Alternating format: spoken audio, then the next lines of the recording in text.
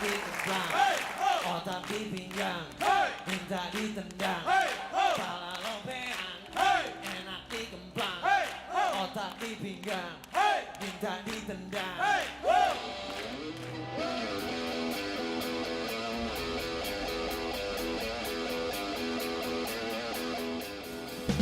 Pala lopean, enak dikembang, otak di pinggang, minta ditendang. Pala lopean, enak dikembang, otak di pinggang, minta ditendang. Generasi kepo, muke pelangap longo, kayak orang dongo. Gosip-gosip mau tahu urusan orang. Pala lopean, enak dikembang, otak di pinggang, minta ditendang. Pala lopean, enak dikembang, otak di pinggang, minta ditendang. Generasi alay, hidup kurang santai, jadi pada lebay. Lai lai lai lai lai lai lai lai lai lai lai lai lai. Pala lopean, enak dikembang, otak di pinggang, minta ditendang. Pala lopean, enak dikembang, otak di pinggang, minta ditendang.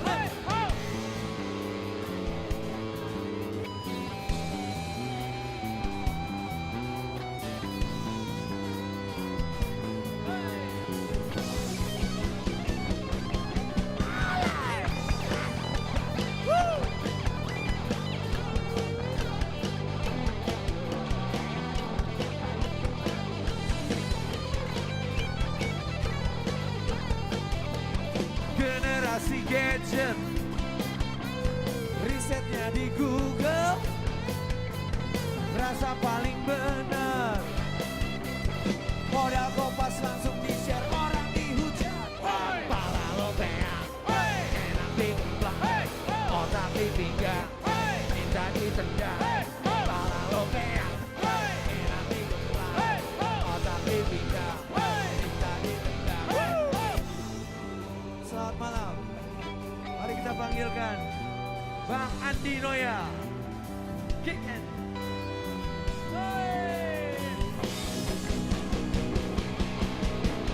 Pala lopean, enak dikembang, otak di pinggang, minta ditendang. Pala lopean, enak dikembang, otak di pinggang, minta ditendang.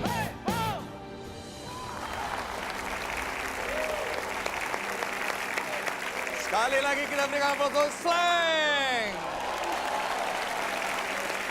Ya, tamu kita kali ini istimewa. Selalu menimbulkan kontroversi. Banyak yang memuji, tapi tidak kurang juga yang memaki.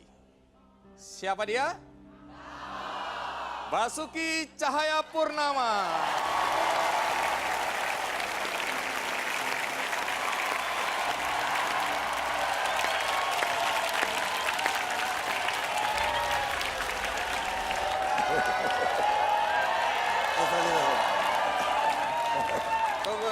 Tunggu. Pertanyaan pertama, kenapa Anda pegang-pegang kepala? Aku mau ngelus-ngelus aja. Enggak, sesudah Slang dengan Pale Lupeang, kenapa Anda datang sambil pegang-pegang kepala? Mohon maaf. Sudah berubah. Baik, berat badan Anda berapa? Wah berat ini, Palu nih. 92 kilo tuh. 92 kilo. Itu terlalu berat atau masih Overweight ini. over? Kenapa over? Katanya di bawah 90 kata dokter. Biasanya orang kalau stres malah berkurang ya. Oke, silakan. Jadi belakangan ini kan banyak sekali isu yang harus Anda hadapi ya. Dalam catatan saya ini mulai dari demo penggusuran daerah luar Batang ya. Jakarta Utara demo penistaan agama berkali-kali, persidangan kasus dugaan penodaan agama, dituduh memecah belah bangsa karena mengeluarkan pernyataan yang menyinggung umat Islam. Kasus dugaan terlibat korupsi rumah sakit Sumber Waras. Panjang amat. Ada 44. korupsi reklamasi Pantai Utara, dan belakangan ini nama Anda juga dikait-kaitkan dengan korupsi KTP elektronik. Dosa Anda banyak sekali. Enggak apa-apa kok. Masuk surga kan bukan tentukan dosa lagi saudara. Ditentukan oleh apa? Tunggu. Jangan yes saja. Kenapa tidak ditentukan oleh dosa aja? Katanya tergantung nomor pilihan sekarang. Jadi sekarang masuk surga itu ditentukan oleh nomor berapa? Saya jadi bingung. Dulu waktu saya kecil saya suka dengar cerita gitu nggak? Ingat ya, surga itu berada di bawah telapak kaki ibu. Gitu ya. Sekarang jadi berubah nih. Rupanya apa? Jadi nomor sekarang nentuin. Udah nggak usah dibahas lagi ya. Dengan seabrak persoalan yang saya kemukakan tadi, saya boleh tanya nggak? Anda masih bisa tidur nyenyak? Wah, saya memang hobinya saat itu tidur. Apa itu berarti Anda nggak punya perasaan sama sekali? Bukan ada perasaan, makin stres, makin ngantuk. Heran itu. Malamnya aku ngantuk banget sebetulnya. Karena stres. Stres ketemu ditanya gitu banyak daftarnya. Iya. Oke, ini saya sudah seleksi sebenarnya lebih banyak lagi. Di pengadilan soal penodaan agama yang terakhir, Anda kemudian bersama tim kuasa hukum Anda memutar video pernyataan Gus Dur tentang tafsir Al-Maidah 51.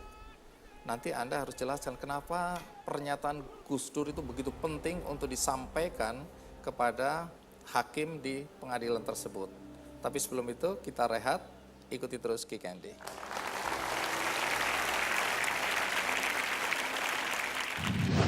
Tanpa mendahului keputusan pengadilan, seandainya Anda kemudian terbukti bersalah dan dipenjara, secara mental Anda sudah siap. Pak Ahok, kembali ke pengadilan, di mana Anda jadi terdakwa dalam kasus penodaan agama. Nah, terakhir Anda menampilkan video pernyataan Gus Dur. Itu kalau nggak salah di Belitung waktu itu ya. Iya. Tahun berapa itu? 2007. Kenapa Anda menganggap bahwa pernyataan Gus Dur itu begitu penting dalam sidang Anda? Karena menurut beberapa ahli pidana, dia katakan, kamu mengucapkan sesuatu, pasti ada dalam pikiran Anda. Orang ngomong itu pasti ada sesuatu yang sudah dipikirkan. Lebih-lebih lagi, kalau sudah pernah ditulis. Jadi antara verbal sama tulisan, itu tulisan lebih jelas menggambarkan isi hati orang. Nah kebetulan tahun 2008, saya pernah nulis buku tentang pilih yang bersih, transparan, profesional, bukan yang suku, agama, ras, antar golongan. Lalu di situ ada judulnya, subbab itu, berlindung di balik ayat suci. Nah itu saya cerita tentang ayat itu. Termasuk orang Kristen juga ada ayatnya, orang Hindu saya nggak tahu, orang Buddha saya nggak tahu, tapi intinya banyak oknum elit politik menggunakan ayat agar sesagama dia memilih dia. Nah itulah yang ada di benak saya. Waktu itu juga menggunakan ayat yang sama, Gus Dur ngomong, nggak bener itu ayat itu, kata Gus Dur. Pemimpin juga kan pelayan, kamu kan pelayan, kamu bukan pemimpin agama. Terus Gus Dur ngomong, ada orang Yahudi, orang Cina, dia bilang jadi imam saya juga nggak mau, mimpin sholat saya juga nggak mau, ini kan bukan pemimpin agama. Nah Gus Dur cerita. Nah karena itulah saya diajarin Gus Dur ngomong, itu saya tulis di buku itu. Nah pikirnya buku itu nggak pernah dilarang dijual bestseller di Gramedia, nggak ada yang ribut kok. Terus saya udah sering ngomongin itu juga tiap seminar bicara. Gara-gara ikut PKD DKI jadi masalah sekarang. Nah, jadi saya harus membuktikan bahwa ini bukan pikiran saya. Ini karena saya di pengadilan Gus Dur, saya tulis buku, lalu saya sampaikan. Jadi saya tidak ada niat menista agama. Ahli pidana juga ngomong, kalau menista agama itu kalau sobek-sobek itu jelas. Tapi kalau niat kan hanya Tuhan sama dia yang tahu. Jadi kalau mau tahu niat itu mesti lihat kehidupan sehari-hari. Kalau yang sehari-hari ya mau umat Islam ada saudara Muslim, gimana mungkin nista agama Islam gitu loh. Jadi itu yang disebutin oleh ahli pidana. Itu membuat Anda menganggap statement atau pernyataan Gus Dur waktu itu menjadi penting untuk disampaikan di sidang. Karena itu yang ada dalam pikiran saya, udah saya tulis di buku tahun 2008. Baik. Jadi ada bukti saya tulis. Kita dengarkan kutipan pernyataan Gus Dur yang videonya kemudian diputar di pengadilan. Ini dia kutipannya. Ini gubernur tidak ada urusan dengan agama. Kenapa tidak ada urusan dengan agama? Yang ngurus pemerintah. Ya. Jadi kalau ada orang yang ngomong nggak boleh pilih Tionghoa, itu orang bodoh.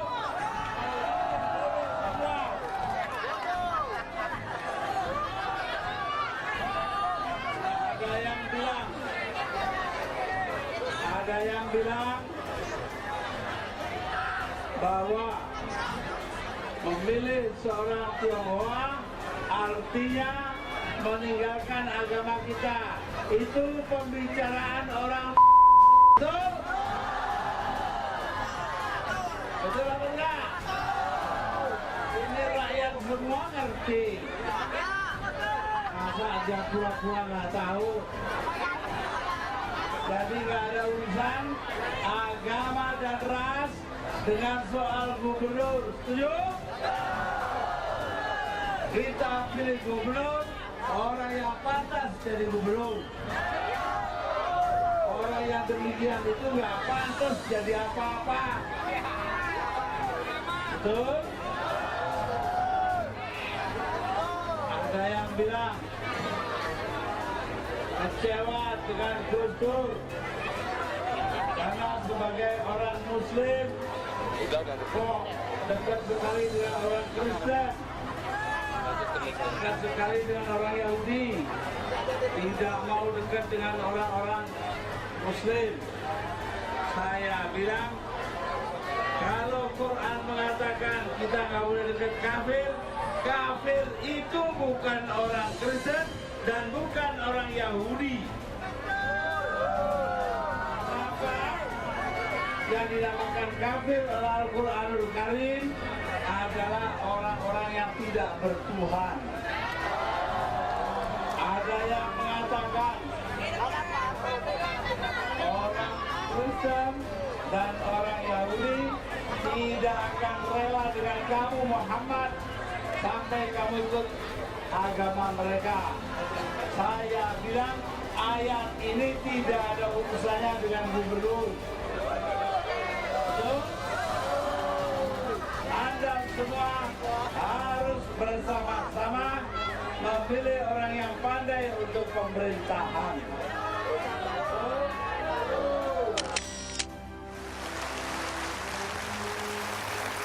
Ya. Coba tegaskan lagi mengapa pernyataan Gus Dur ini Anda anggap merupakan tafsir yang lebih tepat dibandingkan saksi-saksi lain, saksi ahli yang menyatakan bahwa Anda memang menghina agama Islam melalui pernyataan Anda itu. Ya pertama, saya memang nggak ada niat dan saya juga nggak tahu ada tafsiran yang beda-beda begitu.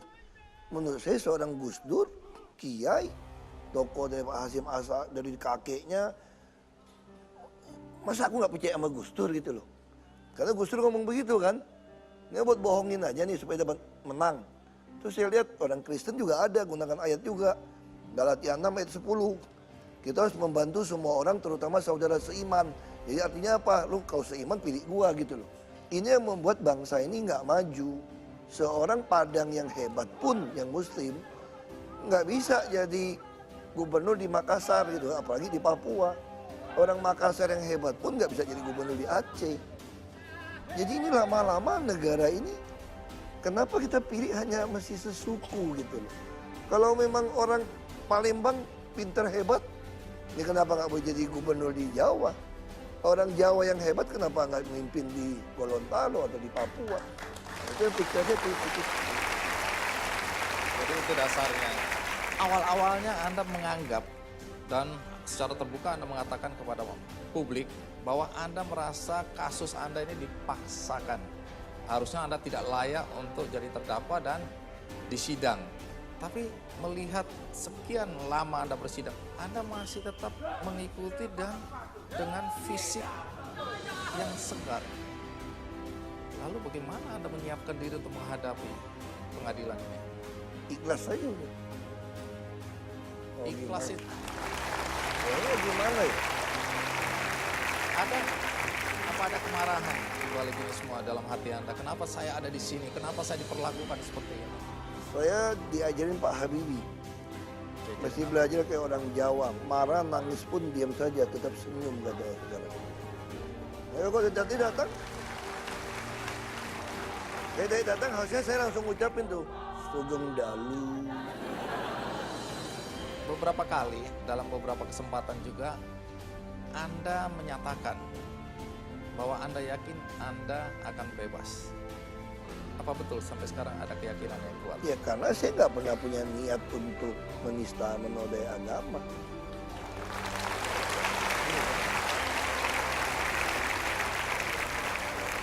Sampai detik ini Anda yakin? Sekarang logika gitu ya. Kita mau ikut pemilihan. Saya kira orang calon yang muslim aja nggak mungkin iseng kalau mau untuk ngatain sesuatu. Apalagi saya. Udah jelas agamanya beda, muka mengkilap lagi kan. Tunggu. Anda waktu ngomong mengkilap nggak usah lihat kepala saya. Aku nggak lihat.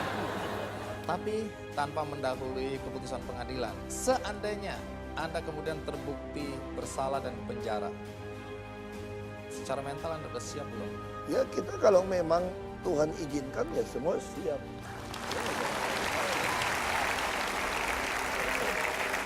Jadi apa yang Anda persiapkan seandainya Anda akhirnya masuk penjara? Ya minimal dari dulu saya olahraga bisa di ruangan sempit kok. Anda mungkin siap, tapi bagaimana Anda menyiapkan mental dan kondisi istri dan anak-anak serta ibu Anda? Saya beruntung punya keluarga yang memang mentalnya siap ya. Kita tahu semua ini di dalam pemeliharaan Tuhan saja sudah. Gak ada satupun yang nggak bisa. Bisa contoh dulu saya di Bangka Belitung, orang bilang dicurangin. Kalau nggak saya jadi gubernur. Semua orang ketawain saya. Ya saya terima saja. Coba kalau dulu saya mau ikut main atau apapun, saya jadi gubernur Babel, ini 10 tahun selesai saja saya. Saya nggak mungkin jadi gubernur DKI. Jadi saya percaya segala sesuatu pasti ada baiknya buat kita. Selama diizinkan Tuhan.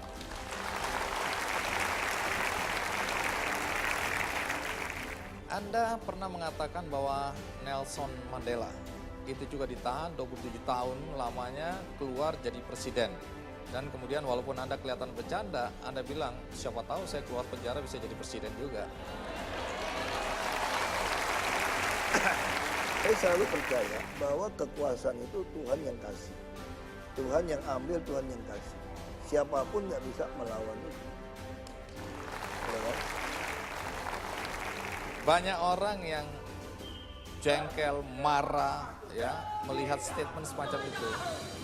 Terkesan Anda arogan, sombong. Nah, nanti Anda jelaskan bagaimana mengatasi kemarahan orang, kejengkelan orang dengan statement-statement seperti itu. Tapi sebelum itu kita rehat, ikuti terus weekend.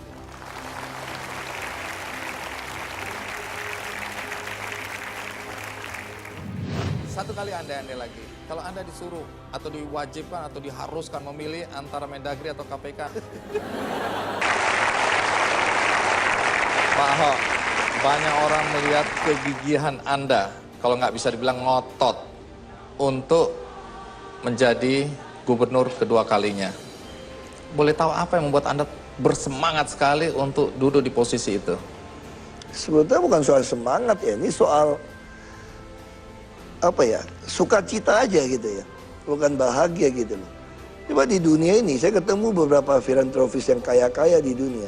Saya tanya sama mereka, kalian pernah nyumbang puluhan juta US dollar atau berapa ratus juta US dollar nggak untuk orang miskin?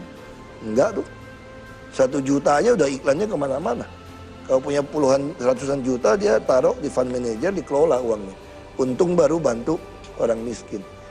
Dan saya bilang sama teman-teman yang kaya-kaya itu, saya bilang secara harta kamu lebih kaya dari saya. Tapi kalau soal bantu orang miskin, kamu nggak ada apa-apanya dibandingkan saya. Saya bilang gitu kan. Misalnya, untuk membuat orang Jakarta, orang paling miskin pun tidak pakai sepatu butut sekolah, tidak pakai tas butut. Sekarang mana ada orang Jakarta pakai sepatu butut, tas butut. Kami mengeluarkan tuh kira-kira 200 juta US dollar per tahun. Orang paling kaya pun nggak ada. Orang naik bus Sekarang orang mau ke Tangerang, Depok, Bekasi. Termasuk orang Tangerang, Depok, Bekasi ke Jakarta. 3,5 saja. Itu subsidi 2 triliun. Itu uang bukan uang saya. Terus saya datang ke orang sakit. Saya cek gitu ya. Gang sempit. Atapnya mau roboh. Saya tinggal suruh bikinin. Atau ranjangnya jelek. Saya tinggal bantu. Saya punya uang operasional. Ada orang miskin ijazahnya nyangkut. Mau lanjutin kerja nggak bisa karena ngutang sekolah. Nah saya tinggal 1 juta, 2 juta saya tebus saja. Orang saya punya uang operasional kok, bukan uang saya. Tapi kalau keadaannya seperti sekarang, Anda mendapat tantangan yang luar biasa, apalagi yang digunakan adalah isu agama, ya. Pernah nggak ada rasa menyesal, kenapa gue ikut-ikutan Enggak. pilkada ini? Saya pikir ini adalah masalah bangsa kita yang nggak selesai dari dulu. Yang dari Bung Karno nggak selesai, dari Gus Dur mau selesaikan nggak selesai. Saya bersyukur ya udah kali ini kita selesaikan lah. Bangsa ini mau kemana gitu. Kita selesaikan aja. Udah. Ya kan? Banyak orang mencoba menganalisa, menakar-nakar, memprediksi ya. Oh, Pak Ahok ini kalau saja tidak lagi jadi gubernur oleh berbagai alasan, apakah kalah di pilkada atau gara-gara masuk penjara, cocoknya nanti itu jadi menteri dalam negeri atau KPK.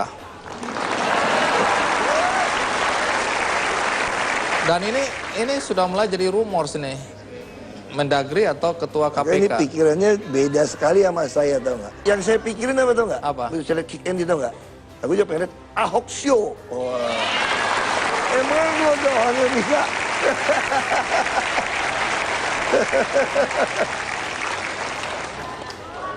Nggak boleh bersaing kita. Ahok Show. Tolong doakan itu tidak terjadi. Ya. Artinya doakan nggak masuk penjara juga, batal. Takut sendiri kan? Satu kali andai-andai lagi, kalau Anda disuruh atau diwajibkan atau diharuskan memilih antara Mendagri atau KPK, Anda pilih yang Demen mana? amat sih andai-andai. Karena ini mewakili pikiran yang ada di semua di sini dan penonton di rumah. Nggak usah andai-andai lah, mau jadi gubernur udah dibantai. Nggak usah andai-andai lah. Tunggu dulu. Dari masuk penjara sampai menteri lagi, aduh udahlah, ganti topik.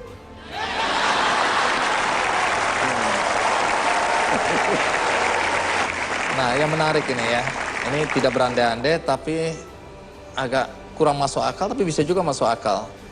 Ketika Anda di demo rame-rame ditolak ya, penjarakan Ahok, jatuhkan Ahok dan seterusnya. Pokoknya Anda ditolak jadi gubernur DKI. Tiba-tiba di media sosial rame. Wah, dari berbagai daerah bilang, Pak Ahok, kalau Anda ditolak di DKI, jadilah gubernur kami. Tunggu dulu. Tanggapan Anda soal yang begini-begini ini gimana sih? Itu kan orang emosi saja kan.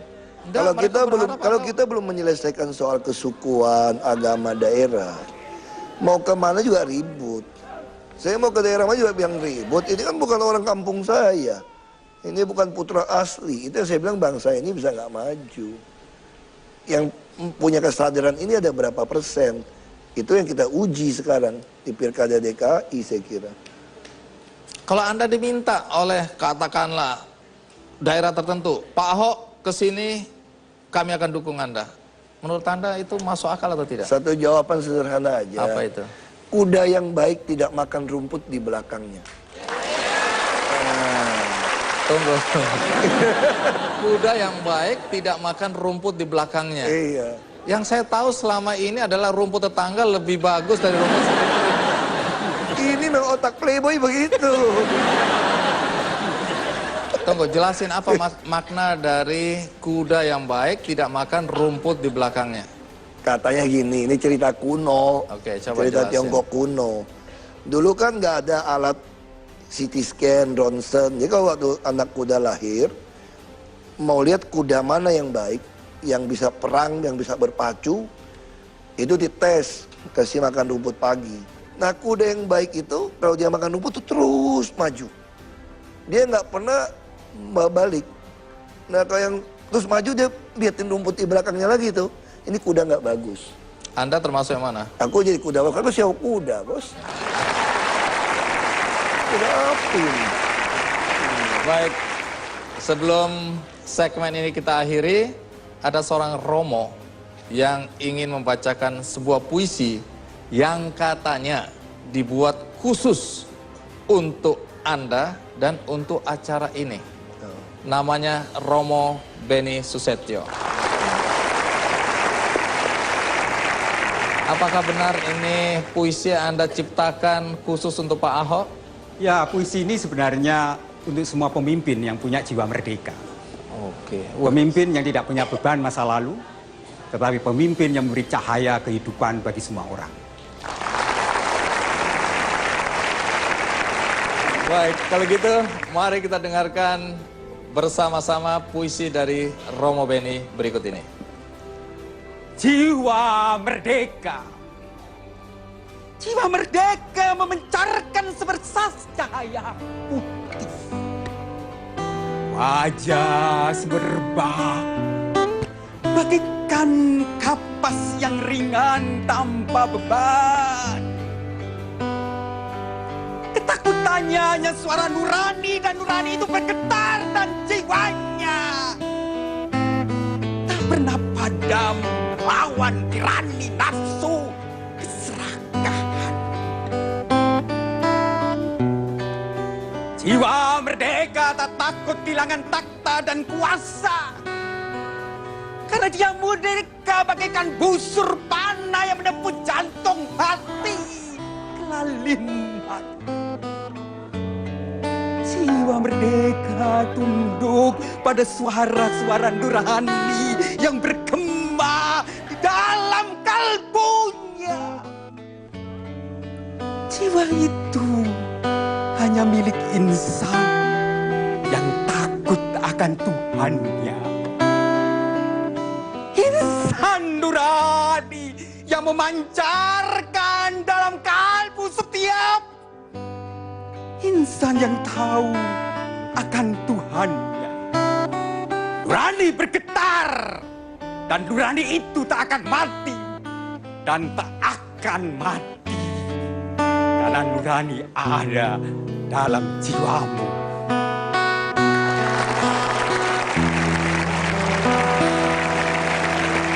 Terima kasih Romo Beni. Setelah ini saya akan minta Pak Ahok bercerita tentang salah satu foto yang viral di media sosial ketika Pak Ahok menangis di pengadilan dan dipeluk oleh kakak angkat perempuannya. Apa yang terjadi? Siapa kakak angkatnya ini? Ikuti terus Kikendi.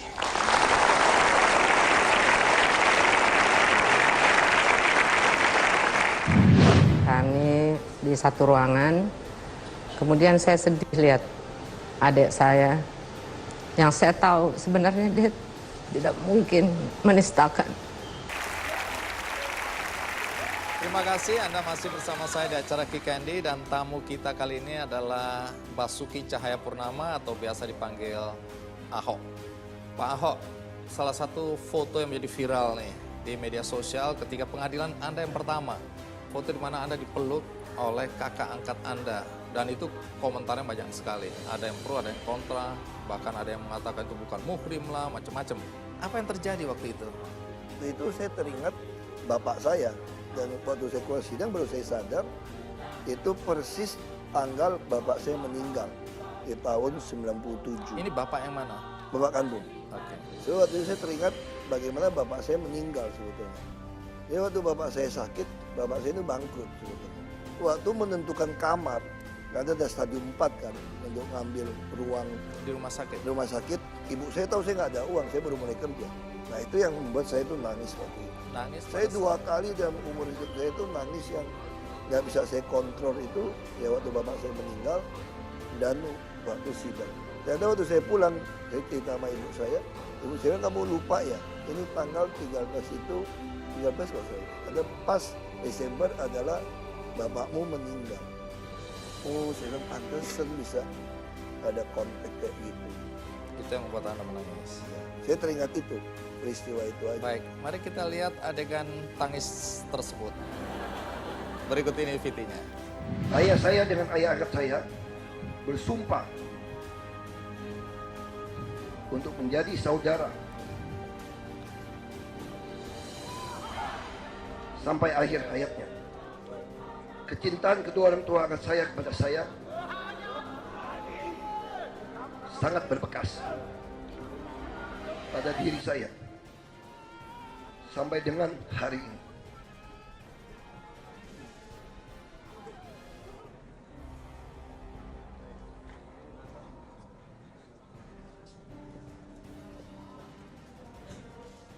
Bahkan uang pertama masuk kuliah S2 saya di Prasetya Mulia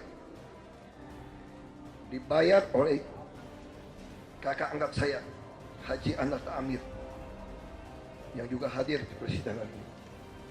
Saya seperti orang yang tidak tahu berterima kasih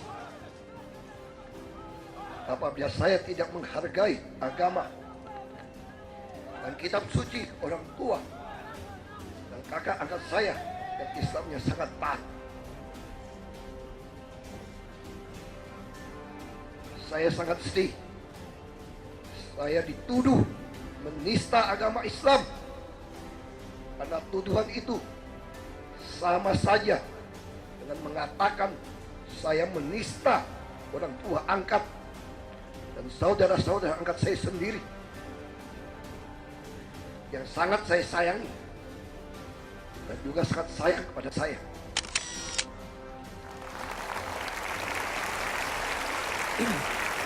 Iya, jadi pembicaraan tentang ayah ya, ayah kandung, ayah angkat, jadi itu sangat emosional Anda ya, termasuk ketika bicara tentang peran ayah angkat di situ.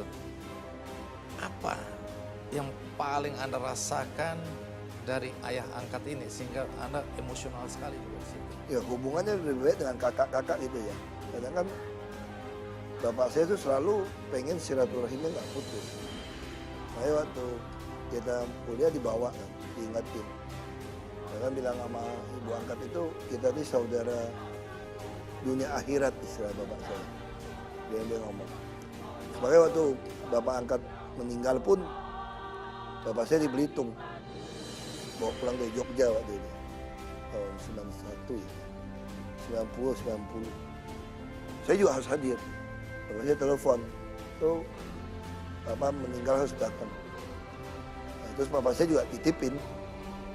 Saya buat PT Nur Indra itu dari nama bapak saya itu Indra Cahaya. Nur itu cahaya. Iya, jadi dibalik. Kasih nama ya Ka'ala itu. Persada dia punya grup, Persada Group. Ya, Eka jadi buat itu buat PT gitu. Nah, jadi bilang kita siapin kamu jadi konglomerat sekolah yang benar gitu. Bapaknya jadi gubernur. Iya, menarik ya. Karena selama ini Anda selalu diasosiasikan dengan sosok yang tegar, kuat, garang, galak ya. Tiba-tiba nangis. Anda nggak malu ya? Saya sih malu ya, mau nahan nggak bisa nahan juga soalnya. Nggak bisa ditahan. Saya pengen tahan sebetulnya. Nggak bisa kontrol. Baik, kakak tercinta Nana Riwayati juga sudah ada di sini ya. Boleh tahu apa yang membuat Anda secara refleks waktu itu memeluk Pak Ahok dalam situasi dan kondisi di mana Pak Ahok masih terisak-isak gitu ya di ruangan ya. Boleh tahu dari perspektif Anda sendiri apa yang terjadi waktu itu? Sebenarnya itu kejadiannya setelah sidang. Iya.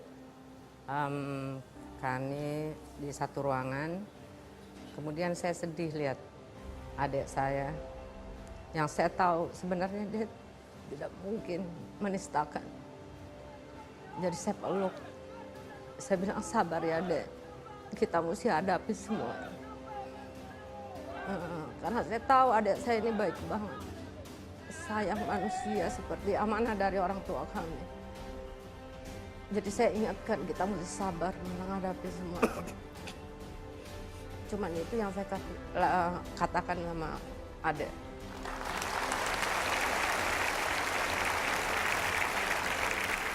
Baik. Foto itu kemudian jadi viral. Ada yang memuji, tapi tidak kurang juga yang memaki. Kemudian mulai menebar isu soal mukrim bukan mukrim. Anda terganggu nggak dengan situasi dan kondisi waktu itu? Saya minta maaf yang lihat terganggu. Buat saya sendiri enggak, karena Ahok saya anggap adik saya sendiri, kandung. Karena orang tua kami mengajarkan untuk tidak membeda-bedakan siapapun. Jadi semua ini amanah dari orang tua, saya pikir. Jadi bukan muhrim ya, saya minta maaf kalau ada yang tidak senang melihatnya. Tapi Basuki adalah adik saya.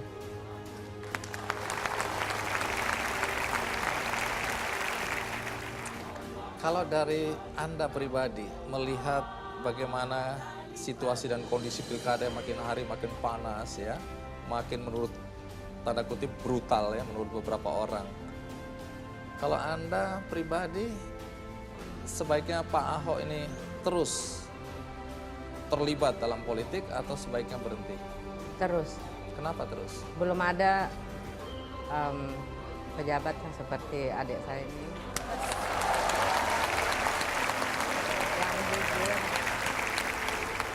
Yang jujur, ikhlas bekerja tanpa pamrih dari pagi sampai malam. Harapan Anda? Ya, semoga Indonesia lebih bagus, bukan Jakarta aja tapi Indonesia. Baik, di sini juga ada Pak Analta Amir ya. Anda mulai merasa dekat dengan Pak Ahok sejak usia berapa? Itu 23. Jadi setelah mulai dewasa, semakin dewasa Anda merasa semakin dekat dengan Pak Ahok. Iya, Apa yang membuat Anda merasa dekat dengan Pak Ahok? karena dititip sama ayahnya, Pak Ahok dititipkan kepada Anda? dititip. Oke. Nah, melihat bahwa sebenarnya yang berutang budi kan pihaknya Pak Ahok nih. Tapi Anda gara-gara selalu membela adik Anda ini, yang kemudian dibilang kafir, Anda ikut-ikutan kena getahnya. Apa yang membuat Anda tetap membela adik Anda? Sementara yang berutang budi sebenarnya adalah Pak Ahok.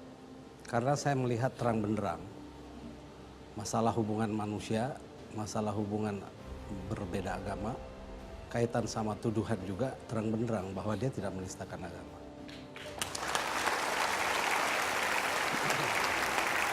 Dari mana datangnya keyakinan itu? Dari pembuktian. Apa yang terbukti dari Pak Ahok? Ya, pidana itu kan harus ada pembuktian material. Dengan situasi dan kondisi seperti sekarang yang tadi saya sebutkan semakin panas, apa nasihat Anda pada adinda Anda ini? Selalu mencari hikmah dan jadilah orang yang bisa menjadi penyaring terhadap sesuatu yang akan dia katakan. Sehingga tidak membuka aib orang di depan orang lain. Mencari hikmah dari Mencari. semua yang dialami oleh Pak Ahok. Kalau Ahok dianggap tepat untuk memimpin Jakarta, sekali lagi dari perspektif Anda, apa yang membuat Anda yakin bahwa Pak Ahok ini yang tepat? Dia tegas, berani, pintar, jujur, bersih. Kalau istilah orang Bugis, berantem itu nggak ada telur busuk di keteknya. Sabar, saya selalu ingin tahu istilah-istilah yang baru pertama kali saya dengar. Kalau dia berantem, tidak ada telur busuk di ketiaknya. Ya kalau ada kan repot ya. Tapi ini perumpamaan apa ini sebenarnya? Filosofi kuno daripada orang Bugis. Artinya apa ini? Maknanya Ya, apa? manusia yang bersih itu pasti berani. Manusia yang bersih pasti berani. Baik, terima kasih Mbak Nana, Pak Analta ya. Berikutnya yang menjadi kontroversi juga adalah kehadiran Pak Ahok di makam Mbah Priuk. Banyak orang mengatakan kembali ini hanya pencitraan, ini hanya untuk menyenangkan hati umat Islam, ini hanya akal-akalannya si Ahok. Apakah benar? Saya akan segera kembali.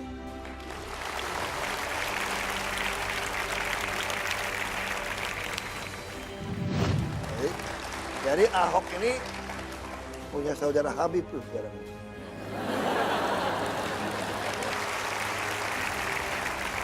Pak Ahok, salah satu tindakan Anda yang dianggap kontroversial juga adalah ketika Anda datang ke makam Mbah Priuk. Sudah 2 kali kalau nggak salah ya? 3 kali. Oh, 3 kali bahkan. Nah, ini dianggap sebagai pencitraan semata. Sebenarnya apa yang membuat Anda datang ke makam Mbah Priok? Nah, pas waktu kita kampanye kan di rumah Lembang. Kalau pencitraan saya harus cari kan. Itu tiba-tiba ada nongol suami istri. Ya pakai baju islami lah. Terus biasa kan kita pikir mau foto gitu kan. Foto, bukan Pak, saya bukan mau foto Pak. Jadi dia antri, saya antri mau foto. Dia bilang ada pesan dari Habib Hasan. Saya tanya, Habib Hasan mana ya? Mbah Priok, dia bilang. Oh Mbah Priok, ada apa? Pesan supaya Bapak datang. Yang Bapak siapa? Dia sebut namanya. Saya dari mana? Bekasi. Ah, Bekasi gimana? Jauh. Bekasi. Saya diutus Pak. Terus dia ngomong sama ajudan, saya bilang, karena orang ngantri foto. Itu Bapak Haring, ajudan bilang, ya, dia telepon lagi nih minta Bapak datang. Kapan? Katanya Mbak Priuk minta datangnya subuh. Habis sholat subuh. Wah subuh serem juga ke situ. Saya juga belum pernah masuk ke dalam kan.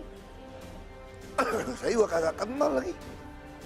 Pakai nama Habib lagi kan. Terus saya pikir-pikir balik. Ya, ini orang pengen ketemu, serius mungkin mau ngurusin tanahnya saya pikir. Kan saya gubernur kan. Ya udahlah, ikhlas saya pergi aja deh. Saya pergi, saya tanya-tanya, baru saya sadar. Habib Hasan tuh yang sudah meninggal rupanya. Jadi yang ini cucunya, katanya ada Habib Sting. Baru saya sadar gitu kan, waktu masuk dia bilang, nggak semua orang bisa masuk ke kuburan loh. Banyak orang datang nih, ada yang mau masuk aja kagak ketemu dia bilang. 2 kali datang, terus saya diajak masuk dalam. Terus saya lihat kok tempat berantakan amat nih, masjid kagak ada plafon, posennya udah jelek, tanahnya juga tanah-tanah becek begitu, tanah gitu gede. Saya tanya, coba itu saya tanya sama orangnya, Habib ini nggak pernah minta duit, nggak pernah minta duit ya. Jadi kalau jelek ya dia diemin. Terus saya lihat, ya udahlah, begitu saya lihat keluar, ini tanah gede juga ya saya pikir. Saya hitung-hitung 2 hektaran ada nih saya hitung, kira-kira lihat gedenya. Terus saya bilang, ini masalahnya apa? Sengketain dulu ya? Iya katanya. Ini surat kami ada kok. Terus saya pikir ini pasti sertifikatnya Perindo. Ya udah, gini deh. Kalau saya udah aktif lagi jadi gubernur, aku coba cari solusi. Aku janji gitu kan. Nah, ya udah, pulang. Terus gak lama saya aktif jadi gubernur. Saya panggil tuh Pelindo 2 sama BPN. Saya tanya, hei, ini tanah kalian kan udah cukup tuh, kayak gitu. Udah cukup kan, udah ditembok kan. Itu tanahnya makam dong. Berarti bukan HPR kalian dong. Iya, kalau Pak Gubernur mau, kita nggak masalah kok. Pak Gubernur kalau mau kasih makam, kita kasih kok. Kemarin berdarah-darah berantem kan, mati orang nih. Terus saya tanya sama BPN, bisa disertifikat nggak nih? Pak, ini gimana kalau kita sertifikatkan untuk makam Mbah Priok? Supaya ini jadi tempat destinasi wisata religi nih. Karena udah banyak orang datang, puluhan ribu orang datang nih. Dari seluruh Indonesia, dari luar negeri macam-macam. Terus BPN jawab gini, Kanwil, kalau Pak Gubernur mau, bisa katanya. Gampang lagi nih. Saya langsung pikir, ini jebakan Batman apa bukan nih? Saya mulai takut lagi nih. Kan biasanya kan saya udah 4 tahun di situ banyak jebakan Batman-nya soalnya. Ini jangan-jangan jebak saya masuk penjara lagi, sidang lagi gue pikir. Wah saya juga takut. Kalau itu sore kita langsung datang ke kompleknya. Kita rapat di sana. Saya mau tunjukin bener gak lu ngomong kayak gitu nih. Supaya jelas nih ucapannya, jangan cuma ngomong depan saya kan. Rapat. Terus? Ajak jam 3. Sampai sana terus bisikin. Habib Hasan minta Bapak masuk lagi katanya. Ke kubur keramat lagi. Karena maksud saya datang kan nggak mau masuk ke dalam kubur gitu ya. Saya di luar aja rapat. Enggak, katanya mesti masuk. Terus keluar. Saya tanya di depan Habib semua nih, benar nggak nih Perindo, kamu serahkan kepada makam, yang punya makam kok? Bener Pak, kamu mau bantu, bangun apa kita mau bantu Pak. Ngomong ya, bener nih. Bener. Tanya lagi sama BPN nih, BPN bener nggak bisa bikin sertifikat? Bisa Pak, tapi nggak bisa perorangan Pak, gampang begini yayasan. Bisa nih, bener. Oke, kalau itu besok kirim tukang ukur semua. Semua pejabat saya bilangin, sambung air pump, itu jalan di hot mix, kasih aspal, kirim alat berat, kebersihan masuk, potong hewan masuk, ya kan? Pasang lampu jalan, semua pasang. Cepatnya, aku nggak pernah nyuruh pejabat DKI itu kerja secepat itu. Nah, terus Habibnya begini, ini didengar cerita orangnya, saya juga nggak dengar langsung dari Habib Hasan, orang dalam aku mana bisa dengar kan. yang itu yang pengurusnya ngomong, dia bilang Habib Hasan itu nganggap kamu itu udah kayak anak sendiri. Jadi ini cerita dia ya, aku nggak tahu benar apa enggak, itu pengurusnya ngomong gitu kan. Jadi kita mesti bikin makam nasi kemudi. Kalau saudara itu makannya ya satu mampan bareng, nyomot-nyomotan. Anda lakukan itu? Ya, saudara kan. Jadi Ahok ini punya saudara Habib tuh sekarang. Saudara Habib nih. Baik. Jadi itu ya. Lepas dari banyak orang tetap menganggap itu pencitraan. Ya, orang pencitraan ya tanya aja sama Habib Sting. Ya kan Habibnya bilang gini tuh nggak. Terus yang lucu lagi, orang kan pada ziarah. Ini orang itu cerita. Kamu nggak tahu bener apa nggak ceritanya. Dia bilang gini, kok jadi rapi? Hot mic, lampu terang, yang ziarah gitu, bersih. Siapa tuh Bib? Itu Ahok. Ahok mana? Ahok yang kalian benci itu loh. Wah. Ahok yang kalian gak demen itu. Baik, apa pandangan masyarakat tentang Ahok yang kami ambil secara random? Ini dia pendapat mereka.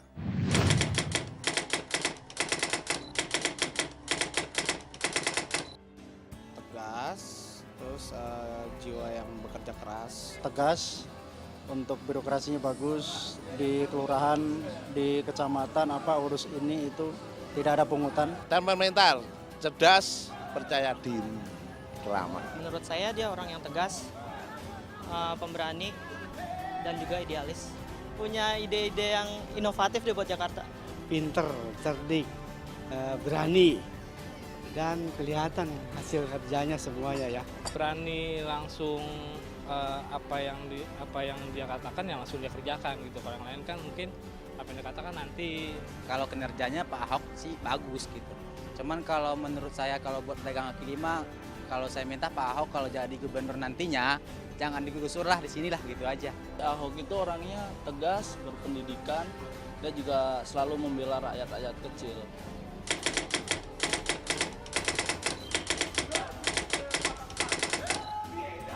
Saya cuma gak sukanya itu aja, cara bicaranya aja kasar sama wanita, buat orang tua kan viral gitu di internet itu. Itu aja sih yang gak saya suka, cara bicaranya aja. Kekurangannya dia emosional. Di depan ada siapa itu kurang. Seharusnya orang tingkat bawah harus dihargain orang lain. Jadi kalau udah bicara itu di depan siapa itu kurang terkontrol. Gusur-gusur anu doang sih, pedagang. Itu doang. Katanya kasar, gitu aja sih. Terlalu keras sih kalau untuk berbicara. Cuman kalau buat film making mungkin masyarakat lebih paham.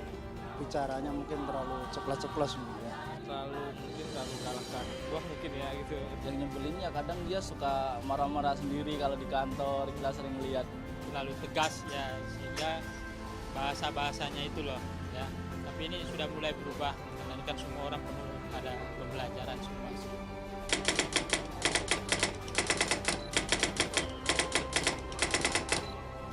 Mungkin masalah tempat kali Mbak, kan kita di Pasar Senen juga kan ruwet tuh. Iya, lebih dirapiin lagi gitu aja. Kita sebagai pedagang pengen lah, jadi Satpol PP tuh ngasih waktu untuk bisa jualan siang, apa dari jam berapa. Kalau sekarang kan dari sore doang bisa jualan. Mungkin dari habis duhur, asar, itu baru jadi pendapatan bisa makin maksimal Kak. Sekarang udah menurun Kak. Tolonglah diusahakan gitu. Gimana sih cari duit susah lah, gitu aja. Jangan asal menggusur-gusur aja. Sama Ahok minta bantuan modal usaha. Kita kan udah usaha kecil jadi lebih diperhatikan. Ya, komentarnya macam-macam, tapi yang paling menonjol di situ adalah omongannya kasar, ya, suka marah-marah, emosional. Nah, terus yang kedua, ya jangan main gusur-gusur lah. Mau dikomentari? Boleh aja. Ya kalau soal kasar, soal apa, saya kira kita udah memperbaiki diri banyak banget. Kita udah belajar bahasa Jawa kok. Supaya lebih halus. Orang udah matur nuwun gitu ya, itu aja. Supaya lebih. Nah yang soal gusur, saya sampaikan. Berapa kali kita kampanye, misalnya ada ibu-ibu tanya, dia tinggal di tepi sungai kan. Pak, terus anaknya ngomong, kalau Bapak janji nggak gusur kami pilih Bapak. Terus saya bilang, sebentar, saya lihat dulu sungainya. Terus saya lihat, terus saya balik lagi. Nggak bisa Bu, tetap digusur Bu, ini Bu. Karena ini kena sepadan sungai. Tapi yang terjadi di lapangan, masyarakat DKI itu menurut saya mulai dihasut, dibohongin. Kampung-kampung yang padat pun bilang, hati-hati loh, digusur Ahok loh, digusur Ahok loh. Yang saya pindahin kan yang di dalam sungai sebetulnya. Kayak di kampung-kampung biasa tuh nggak ada rencana penggusuran, nggak ada apa-apa. Nah, kalau PKL, memang kita harus akui ada beberapa perda yang menurut saya salah. Apa itu? Perda itu melarang PKL jualan di trotoar dan di taman. Menurut saya, tempat paling laku ya di trotoar dan di taman dong. Ini gimana logika perdanya itu? Makanya sekarang saya mau lebarin, yang nggak boleh kalau trotoar cuma 2-3 meter, kamu udah tutupin sampai 4 meter.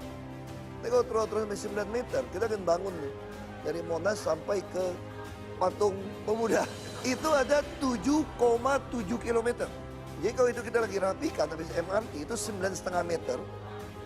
Nanti ada hutan lindung, ada Semanggi yang baru. Dari Monas sampai ke Senayan. Itu 7,7 kilometer, kiri kanan. Itu boleh jualan. Karena lebarnya 9,5 meter. 4. Nah terus, tapi sarannya apa? Data dulu. Saya dorong semua PKL mendata pakai Bank DKI. Karena kalau nggak data dulu, nanti nggak tahu siapapun didaftarin ngaku PKL. Malah jual lapak, yang datang orang luar Jakarta. Makanya sekarang saya data. Saya udah bilang sama DKI, orang-orang masyarakat Jakarta, kalau kamu mau dagang mesti daftar dulu ke rekening Bank DKI. Kalau kamu punya itu yang diprioritas utama. Jadi saya nggak pernah gusur, kalau salah oknum Pol PP gusur, ya silakan lapor. Jadi itu untuk menjawab bahwa Ahok tukang gusur itu Anda sudah menjelaskan. Tukang gusur terus bilang saya, di belakang saya ada 9 naga. Naga apa? Nagasaki apa naga? Gue bingung. Sekarang coba lihat, pernah nggak daerah yang kami bebaskan taman itu jadi mall? Yang kami gusur pinggir sungai itu jadi toko. Itu semua jadi jalan inspeksi. Orang yang punya rumah jadi kaya sekarang, harga tanah naik. Di belakang sungai nggak punya jalan, sekarang tiba-tiba punya jalan raya. Kalau saya bongkar lalu saya kasih ke pengusaha, bangun gedung, kamu boleh caci maki saya. Kan saya tanya, ada nggak? Kita jadinya apa? Kayak Kalijodo. Jadi tempat bermain anak-anak internasional, ruang nyaman buat seluruh keluarga. Ini tahun ini saya mau bangun lagi di Simatupang, yang satu lagi model Kalijodo. 2. Ke taman ruang publik terpadu ramah anak, itu udah 188. Tahun ini kita mau bangun 200. Itu adalah ruang nyaman buat orang dari ibu hamil, anak-anak, remaja, pemuda, orang tua sampai lansia bisa kumpul bersama. Orang Jakarta tuh butuh ruang nyaman sebetulnya. Ruang nyaman untuk saling mempedulikan, memperhatikan. Gimana ada yang saya gusur? Baik. Bisa sama. Setelah ini kita akan dengarkan mengapa Tompi dan Slang sampai detik ini punya komitmen tinggi untuk mengatakan bahwa Ahok adalah orang yang tepat untuk Jakarta. Ikuti terus Kick Andy. Banyak orang berpikir saya dan teman-teman lain mungkin hadir untuk membela Pak Ahok itu salah. Pak Ahok, berbagai persoalan sekarang ini di tengah situasi pilkada yang semakin panas kembali mendera Anda. Isu korupsi, penistaan atau penodaan, macam-macam, ya. Kalau boleh tahu mana isu yang menurut Anda paling berat dari semua isu-isu negatif tentang Anda? Ya bagi saya sih mau isu apapun bukan soal berat nggak berat ya. Saya percaya gitu aja. Kalau kamu memang benar, satu hari kebenaran pasti akan muncul. Jadi kayak istilahnya orang cahaya fajar matahari kan. Gak ada kegelapan yang bisa nutupin dia. Pasti kamu akan ketahuan kok. Sejarah membuktikan tidak benar. Jadi nggak usah dipusingin. Kalau kecuali kita nutupin kebohongan, pasti kebuka juga. Isu korupsi ini nggak akan pernah berhenti tampaknya, ya. Saya tidak ingin Anda menjelaskan atau menjawab atau membantah secara teknis, ya. Tapi bagaimana Anda meyakinkan semua orang bahwa orang seperti Anda ini tidak bakal korupsi? Ya sederhana kan, karakter kan teruji ketika dikasih kekuasaan. Saya kan sudah dari DPRD, dari Bupati, DPR RI, sampai Wagub, sampai Gubernur. Orang bisa lihat, sama kayak ahli pidana yang ngomong gitu kan. Niat orang itu bisa dibaca dari kehidupan sehari-hari. Ya kan, kalau Anda memang hidupnya sederhana, kalau orang korupsi kan nggak tahan gitu. Pasti kamu akan jor-joran gitu kan. Nah itu bisa dilihat kok dari jam tangan Anda, dari cara Anda hidup. Itu nggak bisa bohong lah gitu. Nah itu karakter itu yang kehidupan sehari-hari itu bisa menunjukkan siapa Anda. Ya saya nggak pernah khawatir kalau soal itu. Mau fitnah-fitnah apa ya terserah. Yang saya keselin cuma kasus Sumber Waras kalau kesel. Kenapa? Coba lihat di Jakarta. Setelah kita ada BPJS Kesehatan, seluruh Indonesia tuh kena kanker datang ke Jakarta. Sekarang penderita kanker tuh mesti ngantri. Kita temukan ada orang sebetulnya nggak perlu kemo, hanya radioterapi. Karena terlambat setahun jadi akhirnya jadi stadium 4 meninggal. Kita mau bangun yang 2026 ranjang untuk stroke, otak dan kanker. Hanya gara-gara diisuin gonjang-ganjing. Rumah sakit udah desain semua. Maka kita siapin 500 apartemen. Supaya orang kalau kena stadium 4, kalau dia miskin nggak usah pulang ke rumah deh. Kalau pulang ke rumah mati, nggak ada yang ngurus. Miskin kok. Kita mau taruh dia di apartemen, palliative care. Kita urusin. Itu yang saya kesel gitu. Coba kalau saudara kamu ngantri ke kanker di Darmais, coba kamu rasain. Kok bisa gitu gitu. Fitnah orang yang nggak pakai otak gitu, saya bilang gitu. Otaknya itu apa gitu. Ya, mudah-mudahan kalau memang Anda terpilih kembali, persoalan ini bisa Anda selesaikan ya. Nggak bakal selesai, semua akan terus diciptakan yang baru. Pasti akan ciptain yang baru. Tujuannya supaya saya nggak jadi gubernur aja gitu. Pasti akan ciptain terus yang baru. Sebab orang takut kalau Anda berhasil jadi gubernur satu hari. Banyak rezeki orang hilang kali. Satu persoalan lagi yang beredar di masyarakat. Anda kan bangga sekali Anda membuat rumah susun di mana-mana. Anda mengatakan bahwa Anda orang-orang yang dipikir kali, yang miskin, Anda jadikan orang dengan semua fasilitas yang tersedia. Tapi orang-orang yang merasa bahwa apa yang Anda lakukan ini salah selalu mengatakan bahwa dulu mereka nggak bayar apa-apa, sekarang bayar sewa. Kalau nggak mampu bayar sewa, diusir keluar oleh Ahok. Makanya saya kata itu fitnah yang keterlaluan. Di rumah susun dikirim, tim ses bilangin, ini rumah susun cuma boleh tinggal 8 tahun. Nanti diusir Ahok. Padahal tuh rumah susun tuh 7 turunan juga boleh. Karena kalimat pergub saya bilang begini, ini rumah susun tanda tangan perjanjian 2 tahun. Dan boleh diperpanjang, titik. Berarti boleh diperpanjang terus dong. Masa kamu tega amat doain sampai cicit kamu tinggal di rumah susun dan bilang, orang kuliah ditanggung kok kalau bisa masuk perguruan tinggi negeri. Lalu mulai bisikin, diusir Ahok. Yang diusir tuh yang mana? Orang tua tuh banyak saya kasih uang kok supaya dia bisa tinggal di situ. Yang diusir tuh apa? Handphone keren, rokok keren. Bayar 5.000 urunan nggak mau. Ini rumah susun kan patungan, kita subsidi 80%. Anda bisa nggak kalau punya apartemen saja, ukuran 36, biaya iuran pemeliharaan lingkungan bisa 850 juta. Ini nggak sewa sebetulnya. Dia hanya suruh urunan dari sungai itu 5.000 sehari sampai 10.000. Ada yang 15.000, ada range-nya. Untuk keamanan, kebersihan, itu rumah susun. Satu engsel copotnya kita servis tuh, ini servis apartemen. Ini servis apartemen ini. Lampu luar semua kita tanggung. Cat semua kita. Kayak saya bilang, kalau orang gaji 3 juta, penghasilan 2 juta, Anda nggak mungkin mampu pelihara ini rumah susun. Misalnya contoh ya, saya kasih contoh gini. Bangun satu rumah susun, itu 36 tuh kira-kira 300 jutaan. Di luar tanah.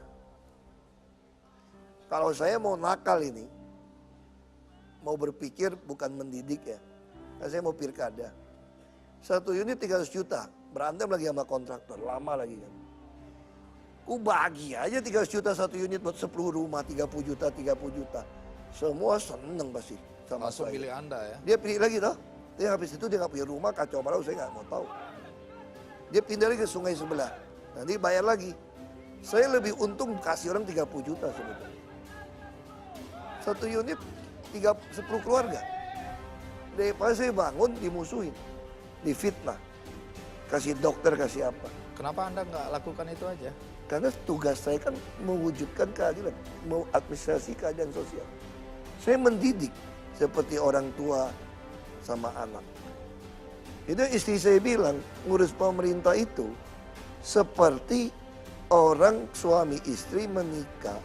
Pengen waktu anaknya hamil, dia bisa dirawat, lahir pikirin vaksin, pikirin sekolahnya, rumahnya, pendidikannya, akhlaknya, semua dipikirin. Nah itu ya kita. Baik. Nah, ada juga yang menarik. Anda selalu mengatakan Anda tidak takut mati. Kalau takut mati juga tak mati juga kan? Oh iya juga ya. Tapi itu Kalau udah takdir gimana? Pasti mati juga. Lalu kalau Anda bilang mati adalah keberuntungan, sementara orang lain kepengen hidup lama. Ya semua pengen hidup lama, tapi kalau takdir mesti mati muda gimana? Baik.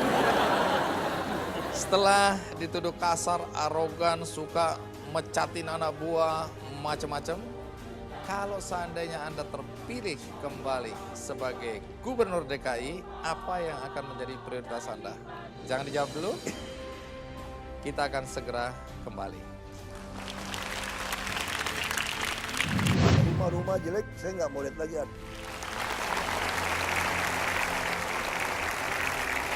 Pak Ahok, kalau Anda nanti akhirnya terpilih kembali menjadi Gubernur DKI, apa yang menjadi prioritas Anda? Ya tentu kita mau bereskan birokrasi, tentu Jakarta infrastruktur yang bisa lebih baik. Gitu. Nah rumah-rumah jelek saya nggak mau lihat lagi ada. Makanya saya mau bentuk lagi satu pasukan lagi untuk merehab. Supaya orang miskin nggak bisa bikin rumah. Rumah-rumah jelek saya tidak mau melihat lagi. Apakah Ya saya mau kasih bantuan atap baja ringan. Digusur gitu. Enggak. Kita akan bikin atap supaya bagusin. Ya dulu kita kampung daerah itu suruh orang mundur masalah. Jadi saya yakin kalau sertifikatnya pasti selesai semua, kalau nggak bayar BPRTB. Terus rumah yang jelek ya kita bantu. Terus saya mau minta orang-orang sana kita latih untuk bangun rumah, rapiin rumah. Saya mungkin bisa katakanlah kan pasukan hijau, biru, kuning, oranye, ungu udah ada nih. Ini saya akan bikin pasukan merah. Supaya mereka juga PPSU tapi merah khusus perbaiki rumah, bedah rumah. Terus saya juga ada instruksikan juga masjid-masjid yang toilet, tempat wudhunya jelek, nggak ada keramik, kita keramikin semua. Jadi rapi. Jadi hal itu bisa kita kerjakan gitu. Terus juga pasar sembako kan ada grosir. Saya ingin betul-betul sembako itu kami kontrol. Sampai cabai sampai bawang. Dan dengan cara seperti ini maka biaya hidup orang Jakarta tuh, ya saya pengen orang-orang Jakarta yang nggak mampu beli rumah di Jakarta kan beli rumah di pinggiran. Dia nggak menghabiskan waktu 5 jam pulang pergi kerja, tapi dia akan tinggal di atas stasiun-stasiun kereta api, terminal-terminal bus. Sehingga waktu keluarganya jadi baik. Kerjanya 1 jam. Jadi dia nggak pernah lakukan. Baik, itu antara lain skala prioritas Anda ya. Baik Pak Ahok, di akhir acara seperti biasa kita akan bagikan buku. Ini buku judulnya Ahok, akal politik sehat. Politik akal sehat. Politik akal sehat. Ya. Saya hanya ngetes saja apakah Anda ngerti atau tidak. Udah baca buku ini? Udah. Dari buku ini apa yang menurut Anda perlu menjadi catatan? Buku ini tentu baik karena dia interview teman-teman saya, orang dekat, terus dia bisa tahu ini politik akal sehat. Saya masuk ke politik pertama kali itu diajak dari almarhum Dr. Sarif. Dia bilang kita harus bangun partai politik yang akal sehat, yang bukan membodohi rakyat, bukan menjual popularitas, tapi mengedukasi. Sekalipun kita bisa tersingkir karena mengedukasi. PIB memang tersingkir, tapi nilainya masih kita bawa. Inilah politik akal sehat. Bukan membodohi rakyat memilih orang berdasarkan sara, tapi memilih orang karena memang dia menunjukkan karakter bersih, transparan, profesional. Nah, ini dari buku ini ya, dia wawancara baik. Iya. Tapi yang saya paling berterima kasih dari buku ini, dia juga mewawancari orang yang nggak suka sama saya. Gitu. Oh iya? Walaupun dia fans, dia juga wawancara nggak suka sama saya, atau orang yang netral saja, mengatakan apa adanya. Karena di terakhir itu ada satu yang Romo Heri, dia memberikan tulisan sangat baik. Dia terus sebutkan apa kelebihan saya, kekurangan saya. Itu yang mengubah saya juga berpikir untuk mengubah diri. Dia bilang apapun alasannya, misalnya dulu kan pendukung saya bilang gini, biarin Ahok kasar, bukan orang Jawa kok. Yang penting nggak korup. Wah semua tepuk tangan, betul katanya. Memang salah. Itu dari itu tuh. Kenapa? Kalau udah kasar korup lebih salah lagi gitu ya. Jadi kalau nggak korup pun nggak baik kasar. Di situ ditulis seorang pejabat publik tidak pantas mengumbar kemarahan di publik. Karena bagaimanapun dia tulis itu ya. Jadi pejabat publik itu memang kadang-kadang diharapkan hal-hal yang tidak realistik oleh masyarakat. Dan kita sebagai pelayan ya harus memenuhi itu. Baik. Dan penulisnya sudah ada bersama kita, Maiki Panggabean. Iya. Terima kasih karena kata orang yang namanya ditulis di sini, Ahok buku ini bagus, maka buku ini akan saya bagikan untuk semua penonton yang ada di studio. Bagi Anda di rumah, Anda juga punya kesempatan untuk mendapatkan buku ini melalui website Kick Andy. Ada 100 buku yang akan kami bagikan. Jadi mudah-mudahan buku ini bisa menginspirasi kita semua. Tapi Pak Ahok, sebelum selesai, maka saya minta Pak Analta naik ke atas panggung, ya, Mbak Nana, wakil dari Slang siapa? Satu naik, Meki juga boleh naik, Romo Beni maju. Yang di kursinya ada stiker. Saya. Iya lu. Aku kira Ahok Show. Bung Tompi, Pak Ahok ingin memberikan kenang-kenangan pada Anda semua. Apa yang akan diberikan Pak Ahok kepada 6 orang yang hebat-hebat ini? Boneka Ahok. Silakan Pak Ahok. Ada yang pakai baju Ahoker. Oh boleh milih. Kakak sendiri KKN. Iya KKN ini. Ada yang baju santai, ya. Dan kembali lagi baju kotak-kotak. Pak Ahok, ini berdasarkan amal dan ibadah. Pak Ahok tunjuk 4 orang dari penonton. Tinggal 1 lagi.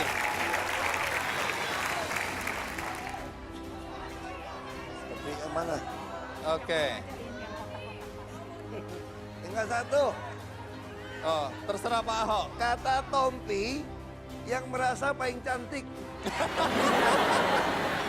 Tuh lihat. Keti, sini.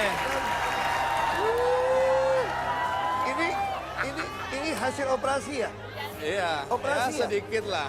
Nah, ini operasi. Ini model, Oh, model yang dikerjakan oleh Dr. Tompi. Baik, loh, Pak Ahok sendiri? Pak Ahok juga dapat. Iya. Nah, Pak Ahok ini sebenarnya khusus dari yang buat. Yang buat namanya Castella. Nah, dia ingin mengucapkan terima kasih kepada Pak Ahok. Pak Ahok baca aja sendiri. Pak Ahok, terima kasih sudah membawa perubahan buat Jakarta. Walaupun saya bukan warga Jakarta, tapi saya sangat terinspirasi dengan cara kerja Pak Ahok. Saya percaya Tuhan bersama Bapak untuk membangun yang perlu dibangun dan meruntuhkan yang tidak baik.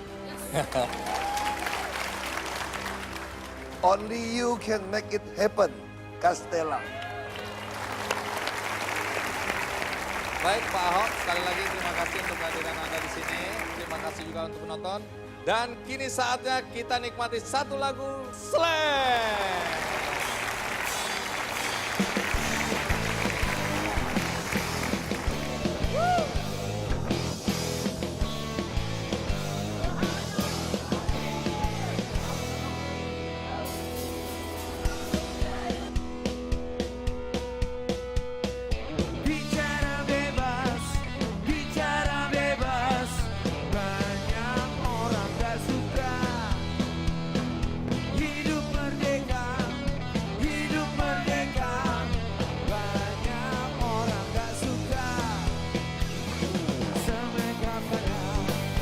Jadi polisi, mereka pada jadi kiai.